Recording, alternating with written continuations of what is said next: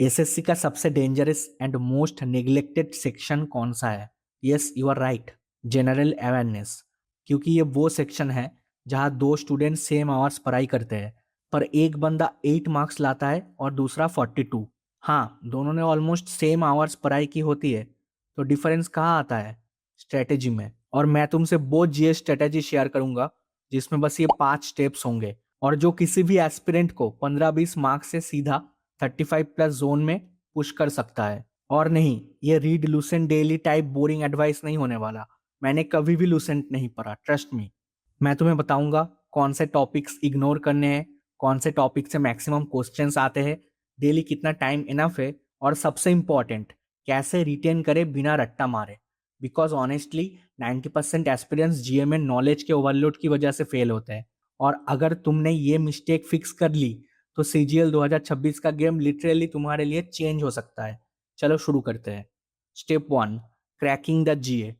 जितना जल्दी एक बात समझोगे तुम्हारा ही फायदा होगा, पर मुझे याद जरूर करोगे सिलेक्शन के बाद।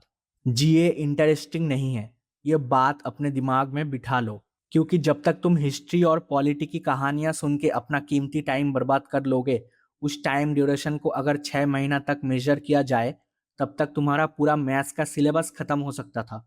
और रिवीजन अलग। जीए में स्मार्टली हमें सिर्फ यहाँ वहां से मार्क्स कलेक्ट करने हैं बस। भाई, एग्जाम यूपीएससी का नहीं है, एसएससी पैटर्न बेस्ड एग्जाम है।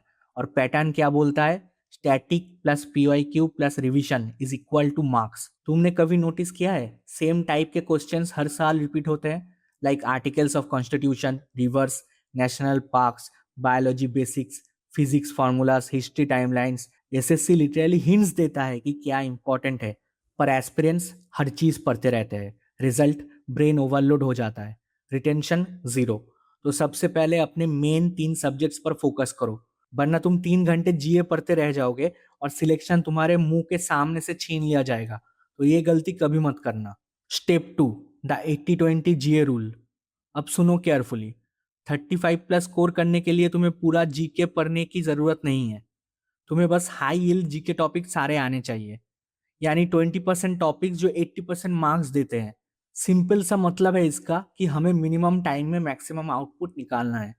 और वो टॉपिक्स है स्टैटिक जीके, जिसमें हमारे हिस्ट्री, पॉलिटी, जियोग्राफी आ जाते हैं।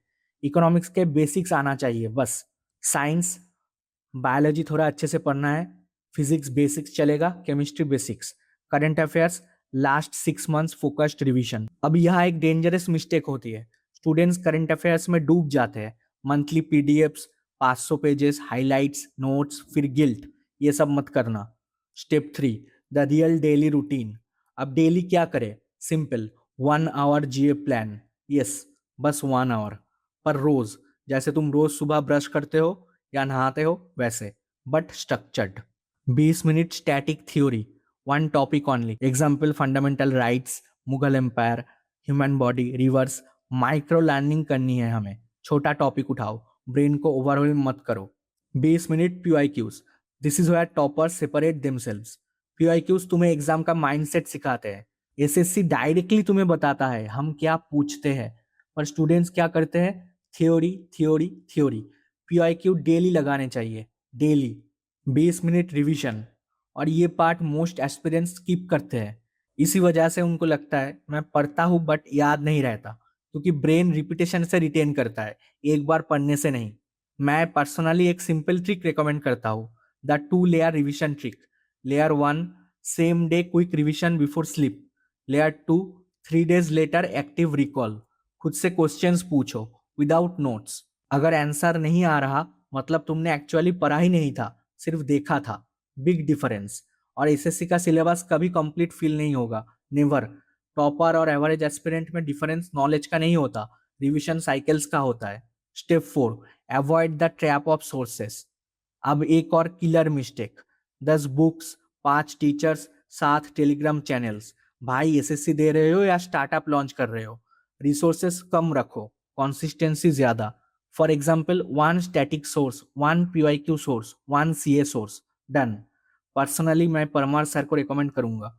और 2 बुक्स, बस 2, जो तुम्हारे पास होने चाहिए, Fat Man and Little boy.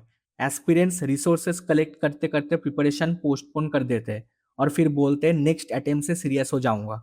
No, system change करो, रिजल्ट ऑटोमेटिकली चेंज होगा। Step 5, mock tests. अब मान लो तुमने 3 मंथ्स पढ़ लिया, कैसे पता चलेगा इंप्रूवमेंट हो रहा है? मॉक्स। और सिर्फ स्कोर मत देखो, जीए एनालिसिस देखो। ये देखो किस सब्जेक्ट में वीक हो, कौन से क्वेश्चन सिली मिस्टेक्स थे, कौन से रिपीटेड टॉपिक्स मिस हुए। मॉक टेस्ट ईगो डिस्ट्रॉय करता है और वही उनका काम है।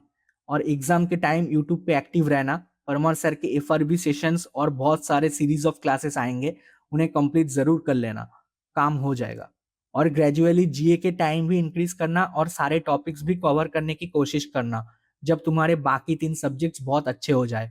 मतलब जब वहां ज्यादा इंप्रूवमेंट के स्कोप ना रहे, तब जीए में इन्वेस्ट करना स्टार्ट करना। सो अगर मैं इस एंटायर वीडियो को समराइज करूं, 35+ जीए स्कोर करने के लिए स्मार्ट टॉपिक्स चूज करो, पीआईक्यूज डेली करो, रिवीजन साइकिल्स बनाओ, लिमिटेड रिसोर्सेस रखो, मॉक एनालिसिस सीरियसली लो, और सबसे इंपॉर्टेंट, कॉन्सिस्टेंसी को बोरिंग मत समझो, क्योंकि एसएससी में बोरिंग चीजें ही सिलेक्शन लेके आते हैं। सिलेक्शन सिर्फ डिसिप्लिन लोग ही ले पाते हैं। और अगर तुम आज से ही 1 hour structured GA preparation start कर देते हो, तो नेक्स्ट फ्यू मंथ्स में तुम्हारा कॉन्फिडेंस कंप्लीटली डिफरेंट लेवल पे होगा, क्वेश्चंस फैमिलियर लगेंगे, और वही मोमेंट होता है जब प्रिपरेशन मार्क्स में कन्वर्ट होता है। और अभी अगर तुम जेन्युइनली एसएससी सीजीएल 2026 क्रैक करना चाहते हो, तो नेक्स्ट वीडियो डेफिनेटली देखो, क्योंकि स्ट्रेटेजी बिना एग्जीक्यूशन के यूजलेस है, और एग्जीक्यूशन बिना शेड्यूल के इम्पॉसिबल।